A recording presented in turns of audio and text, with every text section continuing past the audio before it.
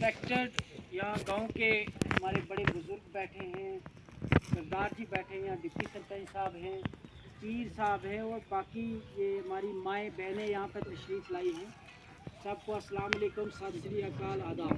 वालेकुम। तो ये एक अच्छा मौका आप लोगों के लिए ये है कि जिस तरह से आपने देखा कि भाई ये जो FRA का नफाज है, ये 2006 में हिंदुस्तान में ये कानून आया है।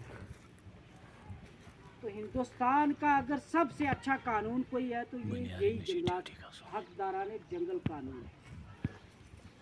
इसमें ये है कि जैसे हमने ये एक रेजोल्यूशन तैयार की है, ये आप खुद अपने गांव में एक रेजोल्यूशन तैयार कर रहे हो, अपनी ज़मीनों का फैसला खुद ले रहे हो।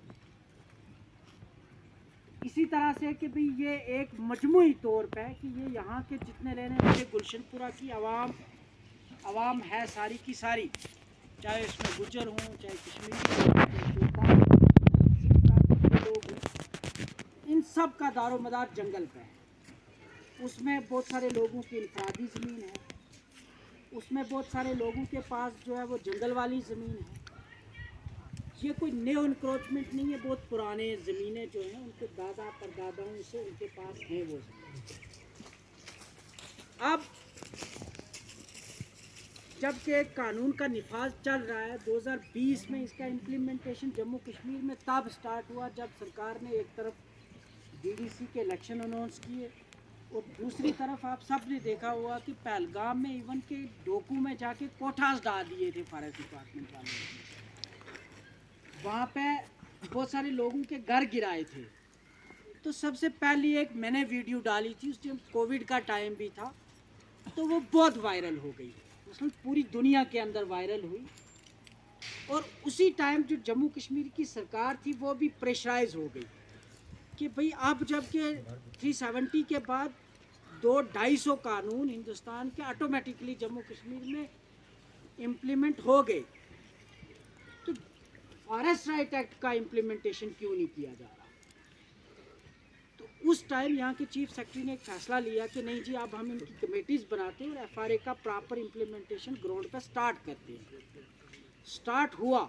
ये 3-4 साल का अरसा अगर आज आपको तंग किया जा रहा है फॉरेस्ट डिपार्टमेंट वालों की तरफ से, तो मुझे लगता है आपके साथ वो नाइंसाफ़ी नहीं है, इंसाफ ही हुआ है।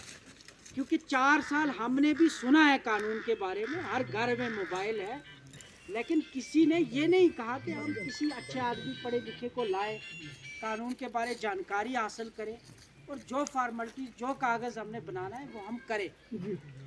हमारी 2-3 मीटिंग्स यहाँ पे हुई हैं, आज की चौथी मीटिंग है। फिर भी जितनी बड़ी तादाद में लोग आने चाहिए इस रेजोल्यूशन के सपोर्ट में, उतने नहीं आए हैं। तो अब ये गलती किसी की नहीं है, सरकार की गलती नहीं है, ये गलती हमारी अपनी है कि एक कानून आपका है। मतलब आपको फार्म मिले हैं, सबको ये मिले, आपने अपनी ज़मीन का फार्म खुद घर बैठ के करना है, भरना है। और फिर आपके ये सारे बुजुर्ग बैठेंगे गांव के, बैठ के फैसला करेंगे कि भाई ये ज़मीन, ये बंदा इतने टाइम से ज़मीन पर रह रहा है तो इसको इसकी राइट्स मिल जाने चाहिए। एक रेजोल्यूशन लिखी जाती है, साइन किए जाएंगे, तो ये प्रोसेस है। तो मुझे बोलो, आपके पास एक मालकी ज़मीन है जिसके कागज़ हैं, आपकी मलकियत, बिल्कुल आबाद ज़मीन जिसको आप कहते हो, उसका कागज़ भी आपको तहसीलदार साहब देगा, पटवारी देगा, गिरदावर देगा, कमिश्नर देगा, ACR देगा, है ना। लेकिन ये सबसे अच्छा कानून है कि जिसका कागज़ आप खुद बनाते हो। अब ये कानून आपका है कि सरकार का है, किसका है? हमारा कानून है ना, लेकिन हमें इसके बारे में पता नहीं है। इसमें सरकार इतनी हकदार है कि वो सिर्फ एक स्टैंप लगाएंगे इस पे, बाकी आप अपनी ज़मीनों का फैसला खुद करके भेजोगे, बाउंड्रीज खुद डिसाइड करोगे, ये खुद डिसाइड करोगे कि आपका मशरक में आपके माल मवेशी कितने दूर चरने जाते हैं, मगरब में कितने दूर जाते हैं, शिमाल में कितने दूर, जनूब में कितने दूर। आप समझ गए? आपकी डोके बैके कहाँ हैं, जंगल में कौन से रिसोर्सेज है, भाई पानी है, भाई घास है, पत्ते हैं, जड़ी बूटियाँ हैं, कोई पानी बड़ा चश्मा है तो उसमें मछलियाँ हैं, تو یہ ایک سرٹیفکیٹ بن کے آپ کے گاؤں کے نام آئے گا جو آپ کے ایک ایک گھر میں جائے گا سرٹیفکیٹ. اس کے بعد کہیں پہ بھی آپ کو جنگل میں جانے کے لیے پرمیشن کی ضرورت نہیں ہے, ڈوک میں جانے کے لیے پرمیشن کی ضرورت نہیں ہے, ٹوٹی پھوٹی لکڑی نکالنے کے لیے پرمیشن کی ضرورت نہیں بنے گی.